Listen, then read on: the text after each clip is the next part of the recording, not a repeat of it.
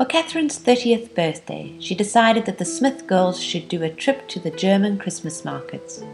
So on the 13th of December 2011, after a trip from London for me and one from Joburg for Mum and Kath, we found ourselves simultaneously at noon in the entrance foyer of the Berlin Marriott Hotel.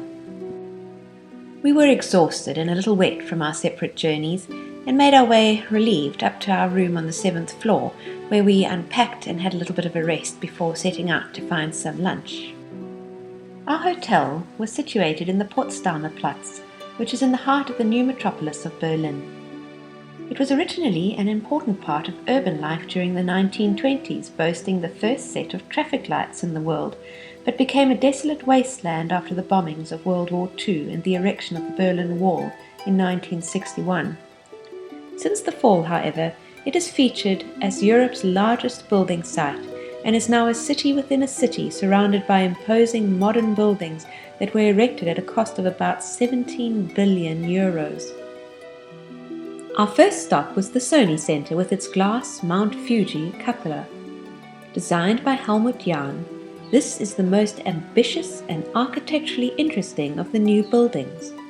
It houses the headquarters of Sony as well as cinemas and restaurants. For Christmas it was beautifully decorated with blue and gold lights and glowing Christmas trees.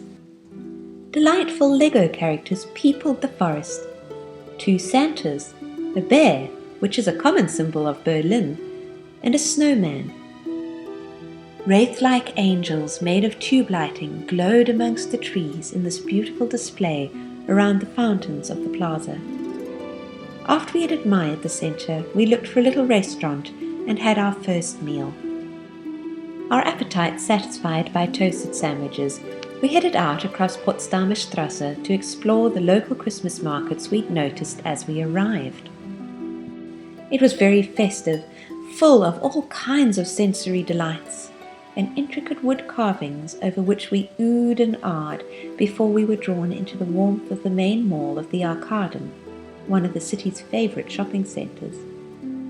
Here Kath discovered an H&M shop having a sale, and soon we were traipsing back and forth to dressing rooms as the girls tried on all manner of enticing goods. Kath eventually settled on 4 jackets, and Mum bought me a beautiful skirt for Christmas. After that it was off to the food stall, where we found a whole host of traditional German goodies like chocolates, Lebkuchen, almond balls and Stollen, besides the fruit for which we had actually gone in. This centre was also beautifully decorated with airy chandeliers of stars and Christmas lights, and little Christmas kiosks with cotton wool snow on their roofs.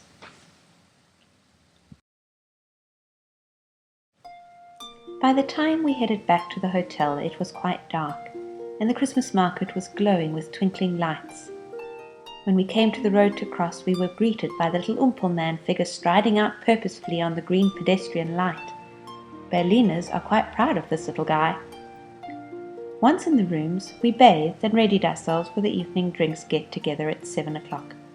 This was held in the hotel foyer, which also boasted a massive advent calendar several stories high. Our tour guide, Terry Morgan, was a colourful character, energetic and experienced. Having led 367 other tours, he was also a modern history professor at the Sorbonne. We all introduced ourselves to the group, which included an Afrikaans mother and son from Honeydew, believe it or not. Back in the room, we discovered that Mum had come as well prepared as ever. She whipped out a welcome cup of steaming soup and provitas with peanut butter, oat cookies, and an Archie for us to enjoy for supper. The next morning, we were taken on a bus tour of the city by Andrea, a local guide. As we rounded the corner of the hotel, we were greeted by the skeletal limbs of winter trees in the Tiergarten. This is Berlin's largest park, straddling 200 hectares between the eastern and western halves of the city. It was formerly the Elector's hunting ground and was redesigned as the city's park by Peter Joseph Lehner in the 1830s. In its center stands a column about 62 meters high called the Siegersäule. It's crowned with the golden Victoria statue commemorating the Prussian victory over the Danes in 1864, over Austria in 1866, and over France in 1871. These people didn't do things in half measures. The first site Andrea pointed out was the Holocaust Memorial, designed by the US architect Peter Eismann. Standing near the Brandenburg Gate, it comprises a large field of 2-meter stele commemorating the murdered victims of the concentration camps between 1933 and 45. Beneath it is a museum documenting the causes and consequences of the genocide. Next, beside the US Embassy, came the Brandenburg Gate. This is Berlin's best-known landmark in the center of Pariser Platz. Built by Karl J. Langhans between 1789 and 91, it is modeled on the porticos of ancient Athens. It has been the backdrop of many events in Berlin's turbulent history since then. Turning down Strasse des 17. Juni, we passed the Reichstag building, erected between 1884 to 94 by Paul Wallet as a proud manifestation of the German Reich. It was destroyed on the 27th of February 1933, probably by the Nazis themselves, although the Dutch communist van der Lubbe was blamed and executed for it. Hitler used the fire as a pretext to pass the Enabling Act, which gave him freedom to dispose of all his opponents. A large glass cupola has been incorporated in the post-war reconstruction designed by Sir Norman Foster to symbolize the new transparency the people hope will characterize future government dealings. The German Parliament returned to this building in April 1999. We continued on past the Soviet Memorial, which was built just after World War II. The semicircular monument stands as a reminder of the Soviet victory over the German army in May 1945. It features a bronze statue of a soldier on a marble plinth taken from Hitler's former Reichskanzlei. It is flanked by the supposed first 2 T-34 tanks to have fought their way into the city. We stopped for our first photo opportunity beside the Platz der Republik, the lawns in front of the Reichstag where city celebrations are sometimes staged. Andrea pointed out the various government buildings around the lawn, including the Christian Democratic Party. After a few chilly photos, we were glad to get back on the bus. We took a quick trip back to the hotel to fetch someone who had missed the bus that morning, and then went on to the Big Ben's Carillon, dedicated in 1987. It is the largest of its kind in Europe. The 68 bells are rung each day at noon and 6 p.m. in the 42-meter-high Black Tower. Then it was on to the Bundeskanzleramt, the only building still in use that was used by Hitler's regime.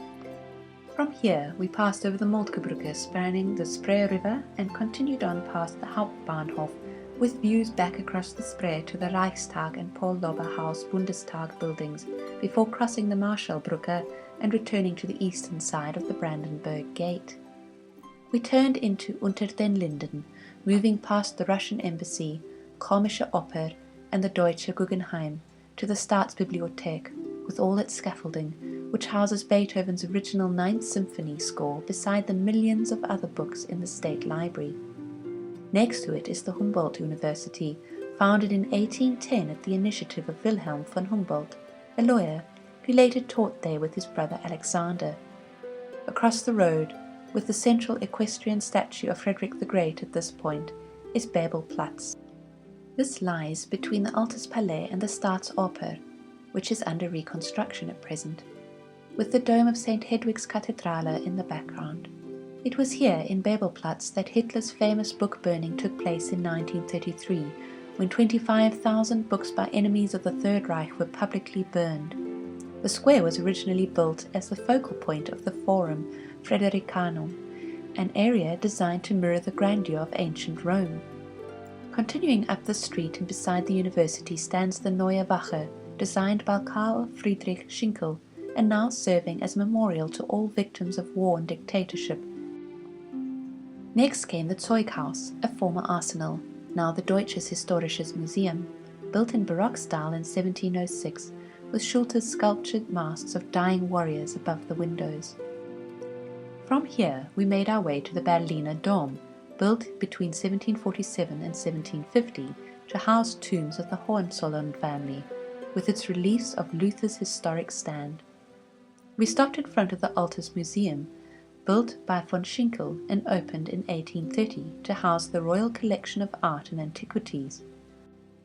This photo opportunity presented us with a lovely view of Alte Nationale Galerie, erected in 1866 beside the Pergamon Museum on Museum Island.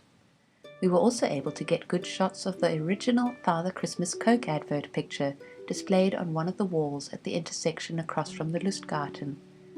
This version of Father Christmas was first produced in the 1930s.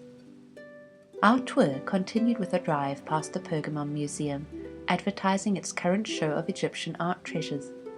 This museum houses the most famous collections of antiquities in Europe and specializes in reconstructions of fragments of ancient towns, as well as the original friezes from the ancient Pergamon altar.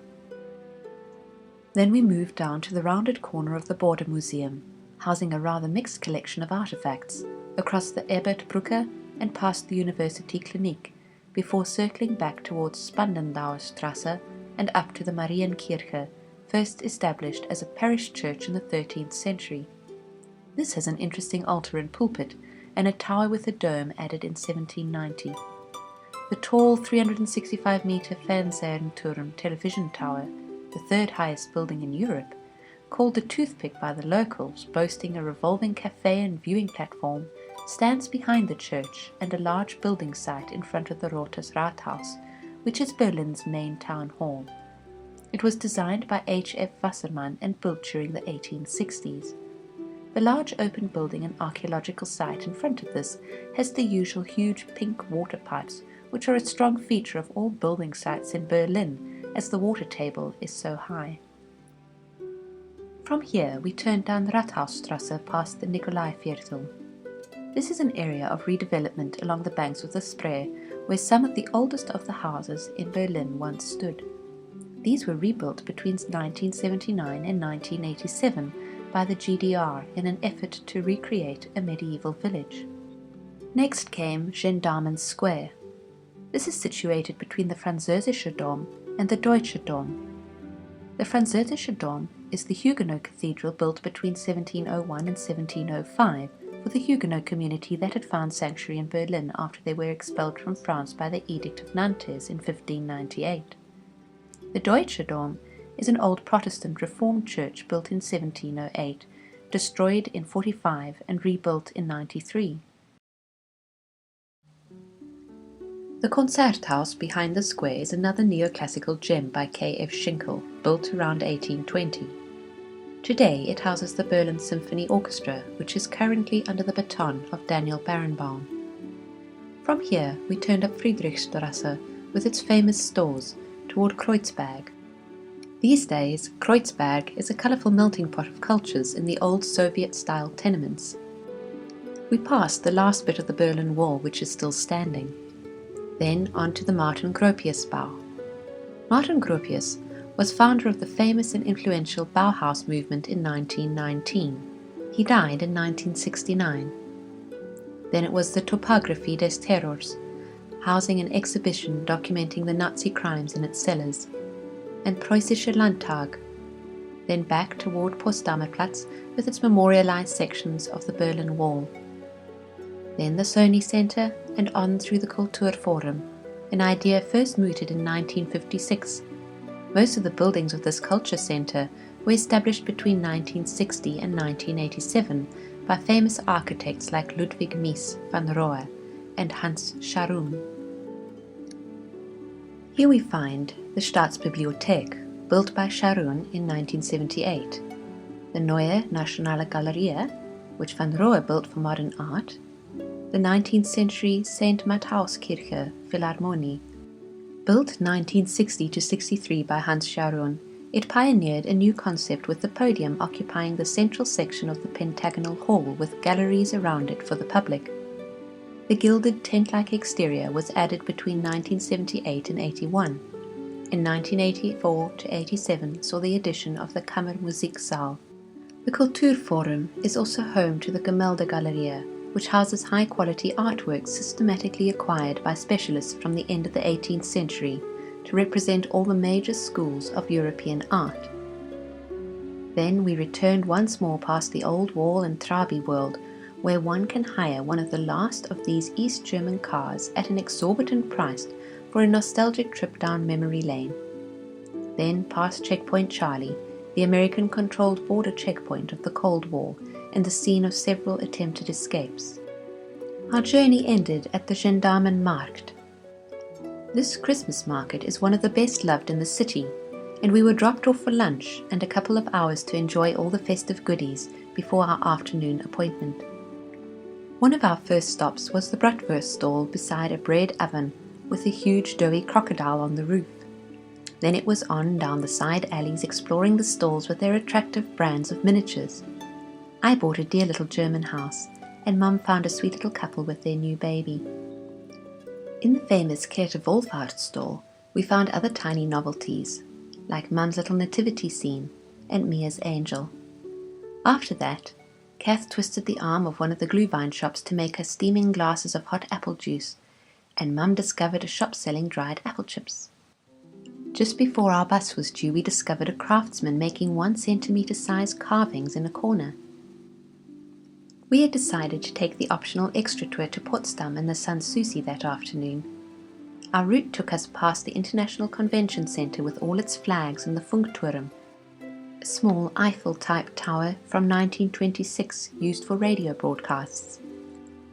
We travelled along a part of the old track of the Avis motorcycle race of the 1930s, then past the lovely Wannsee area with its many boats. This is actually part of a river but serves the same purpose as the seaside for the local inhabitants during the summer months. Then across the Bridge of Spies, where spy exchanges occurred during the Cold War, and into Potsdam proper.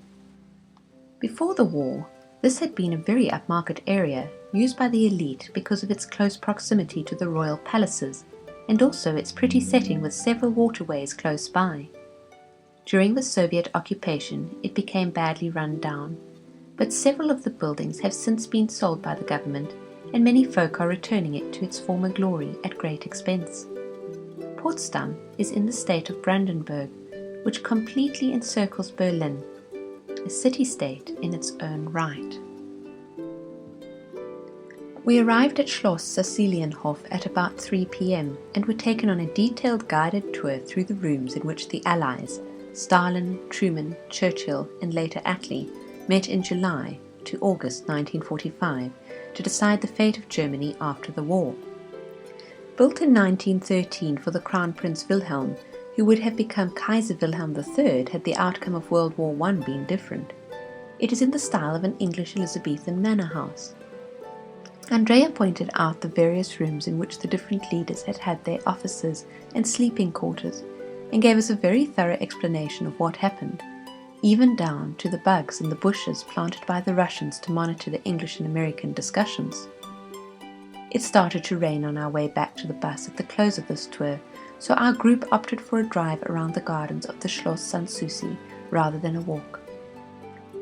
Built in 1745 by Georg Wenceslaus von Knobelsdorff for Frederick the Great in Rococo style, its name means without worries, and it was used as a retreat from the city and all the hassles of government. Here Frederick entertained folk like Voltaire and played flute.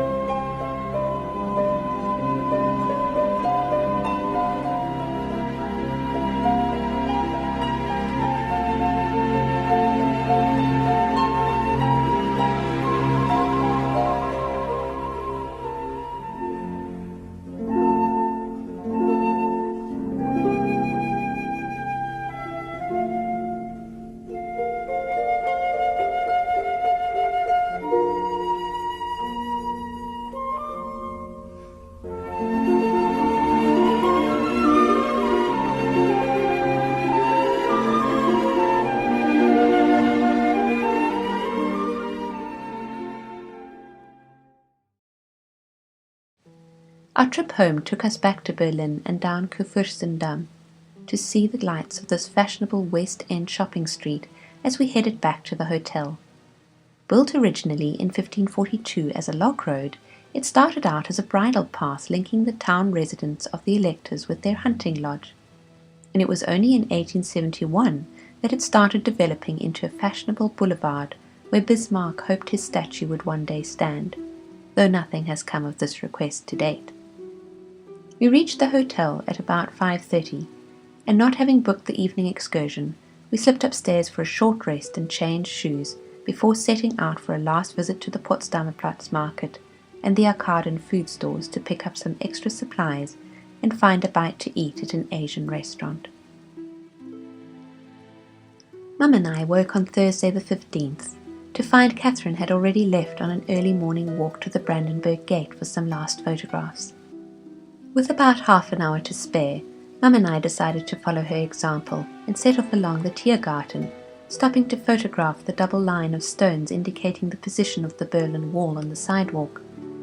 We also found a statue of Goethe in the gardens and took pictures of the little Umpel man as we crossed the road and returned to the hotel to board the bus. Our journey out of Berlin took us past the famous new Kaiser Wilhelm Gedächtniskirche. Its famous old tower ruin from the bombs of World War II, also called the Hollow Tooth today, was hidden from view by the octagonal dark glass structure built to a design of Egon Eilmann in 1957-63. The Hollow Tooth ruin was preserved by popular referendum as a memorial of the horrors of war, and besides mosaics of the Hohenzollern family, it houses a Coventry crucifix forged of nails from the old Coventry Cathedral, also destroyed by bombs in 1940. Once out of Berlin, we travelled along the autobahns built at the beginning of the Depression in the 1930s by Hitler in a successful attempt to provide work for the population. These days, the speed limit is 100 km per hour for buses and no trucks are permitted on them on Sundays. Moving through the former East German state of Brandenburg, we noted that although some smaller towns still remain rather forlorn-looking, an amazing number have been refurbished in the 20 years since the wall came down. As houses gave way to wintry trees and flat fields with an occasional wind farm, we said a fond farewell to this fascinating city.